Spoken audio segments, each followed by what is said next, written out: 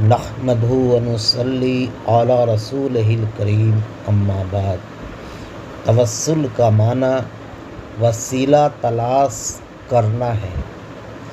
اللہ تبارک تعالیٰ فرماتا ہے کہ یا ایھا الذین آمنوا اتقوا اللہ وابتغوا الیہ الوسیلہ، یعنی اللہ تبارک تعالیٰ فرماتا ہے اے ایمان والو، اللہ سے ڈرو اور اللہ کی طرف وسیلہ تلاش کرو۔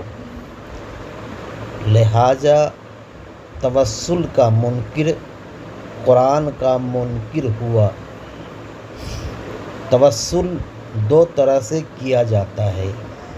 اول، اللہ تبارک تعالیٰ سے مقرب بندوں کا واسطہ دے کر دعا کیا جاتا ہے۔ دوئم، مقرب بندوں سے توسلاً استغاثہ کیا جاتا ہے کہ تاکہ وہ اللہ سے شفاعت کریں اور اللہ تبارک تعالیٰ کی رحمت ہو۔